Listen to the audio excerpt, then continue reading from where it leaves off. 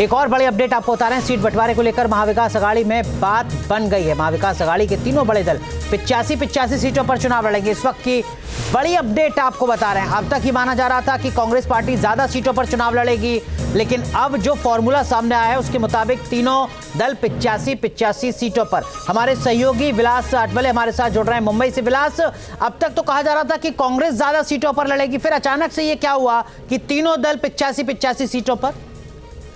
देखिए, दो चीजें हैं इस चुनाव क्षेत्र में। जो उद्धव ठाकरे ग्रुप की शिवसेना जो है वो विदर्भ में 12 सीट मांगी, जिसको कांग्रेस देने से नकार दिया था और इसी को लेकर काफी अनबन चल रही थी। संजय राउत सीधे राहुल गांधी से बात करें स्टेट शेयरिंग के बारे में बात कर रहे थे, लेकिन आखिरी महायुति के खिलाफ लड़ना है तो सभी को एक कदम पीछे आना पड़ेगा।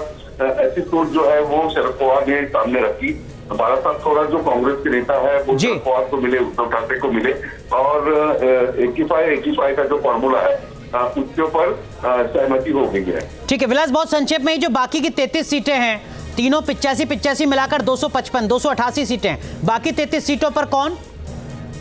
देखिए, उद्धव ठाकरे ग्रुप में कई ऐसी जगह है कि जहां उन्होंने मांग की है वही शरद पवार के पार्टी की उम्मीदवार भी लड़ना चाहते हैं और दूसरी तरफ कांग्रेस में भी कई ऐसी सीटें हैं जो उद्धव ठाकरे को चाहिए, उद्धव ठाकरे की शिवसेना को चाहिए, लेकिन कांग्रेस उसे छोड़ नहीं दी है। ठीक है, तो 33 सीटें ऐसी हैं जिन पर अभी बातचीत चल रही है। 255 सीटों पर सहमति बन गई है। तीनों राजनीतिक दल 85 सीटों पर चुनाव लड़ेंगे। बहुत बहुत शुक्रिया। न्यूज नेशन अब व्हाट्सएप पर खबरों की ताजा अपडेट के लिए न्यूज नेशन के इस QR कोड को स्कैन करें।